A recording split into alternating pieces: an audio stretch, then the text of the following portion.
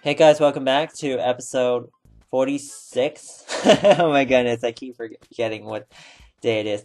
Episode 46 of this lovely Animal Crossing episode. So, yesterday was Survivor, and yesterday was X Factor, and I'm sorry I don't have part 2 for day 45. I actually didn't record one, so I didn't have time, honestly. So today's episode is going to be really long. It's going to be a 14, 15, 16, whatever minute video, and then that's pretty much it. So I'm just going to do normal chores and take care of a few things and move around stuff in the house, and then that'll be it for today. So anyways, start with Survivor first. I was okay with Survivor. There were two people went home, Ozzy and Jim. Fine. I was really not surprised by any of that, but I kind of felt like it's starting to get predictable. I hope that it doesn't stay that way because I kind of want it to I kind of want it to be a little bit more unpredictable and interesting. I don't want it to be like the same every single week. If I can predict what happens, it's boring. So, um, Ozzy going, I was okay with. They were really mean to Cochran. I really felt like that was just wrong. So that's why he flipped. I think that the more I saw of that Savide tribe get angry at him, the more I felt like it was the right decision. So it was just dumb. And Whitney just sucks. There's nothing she can do. She just should just shut up. Anyways, so that's pretty much it for Survivor. I didn't really have very much to say about it. And that's pretty much it, I guess. I don't really have anything to really talk about. So anyways, as far as X Factor goes, I really, really, really hated last night's episode. I really did. There was nothing good about it. I was really bored. I was not interested in a lot of these performances, and I'm just gonna flat out say the two performances that I thought were the best: Melanie and Rachel. Period. Those two were in a different league to everyone else last night, and I'm just really kind of maybe bored of this show. It's not capturing my appeal and my taste for the season. It's just flat. Everyone was flat last night. So I'm just gonna go through it really quickly. Hopefully, we can just get through this and talk about something else. So the first performance of the night was Stacey Francis. Did she say Queen of the Night by Whitney Houston, also on The Bodyguard. I hated it, to be honest with you. I really, really, really felt like that was just karaoke. Everything about it was just vocally, it was just so off for me. It sounded sharp and flat all over the place. She really just did not capture anything. Her dress was horrible. It looked like a bunch of saran wrap wrapped together around her body and barely covering her up. I really just felt that was just a really dumb dress and a dumb song and kind of indulgent too. And bad vocals. So nothing really to say about Stacey. Thank goodness she went first. Up next was Marcus Canty. He sang I'm Going Down by Mary J. Blige. I felt like he was going down after this performance because that was not good. I thought it was worse they said it was better than last week. I don't agree with that at all. I thought it was worse than last week. I just felt like it was very gimmicky. Taking off his shirt, what was the purpose of all that? It's just, why? Why? What are you doing on stage? And again, I'm just gonna say what I've always said about Marcus. He's very generic. He doesn't sound. He doesn't stand out in my mind. I always forget what he sings, how he sings it, and everything else. And this guy, he used to just go and fall into the river. I just don't care because it doesn't matter. He's wasting my time. So yeah, Marcus was just blah. It was just blah for Marcus. It started off better than it ended. It felt like it was out of control for me at the end. After that was Drew Reinowitz. She sang Fix You by Coldplay. That was her worst performance so far. I was bored. Seriously. I just don't know. I don't know why she chose that song. It's way too rangy for her voice. She sounded out of tune. Her performances are getting too similar, and I agree with LA on that situation. because everything is just, to me, the same type of choice, the same type of vocal, the same type of arrangement. Everything's the same. I thought her dress was hideous. I really felt like somebody just, a 2-year-old dressed her. I just was horrible. I don't care whether or not she made it or not. It was horrible. After that was Leroy Bell. He's saying, I still haven't found what I'm looking for. I thought it was decent. I thought it verging on good. Felt like this is his first performance that he really did a good job in a while. Especially after last week. I felt like, I thought he was in trouble last week and he wasn't. So, I kind of really liked his vocal. I didn't love it. That was it. I still like Leroy. I still like his voice, but I think the biggest thing for Leroy is he needs to step up a little bit more.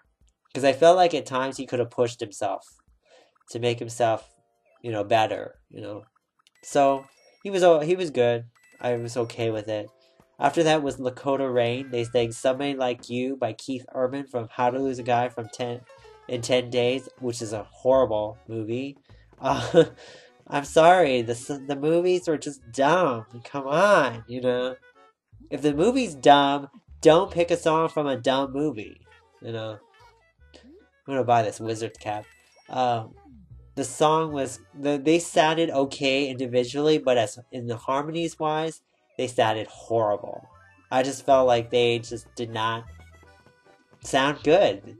And this is a usual casual thing about top 11 night. Usually this night is horrible for Idol, and now it's horrible for X Factor. I don't know why. It's just that way. It was like frustrating because there was so many bad performances in a row. After that, it was Astro, Brian Bradley singing "Lose Yourself" by Eminem. I don't think you should touch Eminem.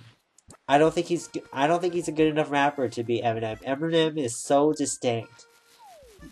I just don't think you should do it. And on top of that, he changed pretty much the whole verse. And the one thing I do like about that song is it tells a story in that verse. And taking away that verse and making it your own story and having not the same equivalent theme about that story that he told, it really felt like it just lost its meaning. Everything about that song that I liked, it disappeared. It was just horrendous. I don't know why he decided. Again, it was a situation where they were too focused to be original and not focused enough on singing. And I'm just sick and tired of this. You don't have to change every song to make it original. You just have to sing. Sometimes you could just sing the song and it'd be good. And this was an occasion where he didn't sing it. He just changed too much of it. It was kind of bad to me. And again, same thing like every single week. I'm just bored of it. Up next was Melanie Amaro. She sang "Man in the Mirror" by Michael Jackson. That was phenomenal. It was great. She is a league in her own vocally. Nobody can touch her vocally. Not even Stacy. Melanie is just that good. I mean, there's nothing really to say about Melanie. She's just fantastic. And if Melanie leaves, I'm never watching the show again. So you guys better vote for Melanie. Up next was I'm sorry. That was a little bit of a threat, but anyways. But she is really good. She really deserves to stay, at least be in the top 5. If she's not in the top 5, I'm not gonna watch it. Because I can't watch these bad performances and continue to watch these stupid things. And people think that they're good. They're really not that good. Up next was the Stereo Hogs. They sang "Ain't No Other Man" by Christina Aguilera. Honestly, what movie did that come from? I don't know. Sad for LA to not know Christina Aguilera. She's only one of the best singers nowadays. As far as that song, I really hated that song choice for Stereo Hogs. It made them sound cabaret, old-fashioned, Broadway-ish, and it really didn't showcase who they were. It was somebody trying to be something they're not, It was really cheesy. And I just felt like, after that performance, I feel like they deserved to be in the bottom 2 again. And it was Paula, and this time it was not their fault, it's Paula's fault. Paula was the one that chose the song. Paula's the one that decided on all this arrangement. she's the one that should get the blame for it. It just really was not good, you know. And I think after that, I think they should be in the bottom two. They may not be in the bottom two because they were in the bottom two last week, but they should really be there. I mean, come on, you know. I really feel like everyone is just lackluster. A lot of them are just lackluster. I just feel like I'm not feeling it. I'm not feeling it. I just hate it when I hate it when I don't feel it. Anyways, after that was Josh Kratchik. He's saying, with a little help from my friends from Joe Cocker. I thought that was a very safe choice for Josh. Because honestly, that's just a one-to-one comparison. It was just absolutely, you know, predictable. I thought he sang it okay. Again, the movie was just bland to me. I thought the song was okay, but I didn't really like his vocal. The vocal at the beginning was really flat, to be honest. I don't feel like it didn't catch on pitch-wise for me until maybe the middle of the song. Then I was like, okay, you know, he's starting to get it. And then at the very end, I just felt like he shouted his way through the song, and I just felt that was not good. And so it was a very inconsistent performance for me. You know, it was partially there, partially not there, and I just, whatever. After that was Chris Renee. He sang Gangsta's Paradise. I actually thought Chris was probably one of the better ones. I was like, finally this guy comes back, because I was waiting several weeks for him to come back, you know, and he finally did. I think he did a decent job with that song. I didn't love the song, again, because I don't really like rap that much, but it fit him better than Astro's song to me. I thought he did better than Astro. I think he's more versatile than Astro. So Chris, I really thought he did a good job. I really think he should survive another week. So yet again, it was a decent performance, but I think he could have been better. After that, finishing off the night was Rachel Crow. She sang "I'd Rather Go Blind" by Etta James. And I thought she was really great. She was the second best for me. She really knows how to... I felt like this is the first time where she actually conveyed what she was singing. And she felt it, she meant it, she sang it. I think she really did a really good job. She blew me away. Okay. And again, those two, Melanie and Rachel, really were in a different league to everyone else tonight. So, yeah, that's pretty much how I felt about the night. I really just felt it was worse than last week and just really boring. Come on, you know? These people need to step it up, you know? The judges really need to step it up. They really need to showcase these people as the kind of singers they are, not as who they want them to be, you know? So, anyways, that's pretty much it. I'll give you my rankings for the week. Number 1, absolutely freaking Melanie Amar. She's the bomb. The bomb.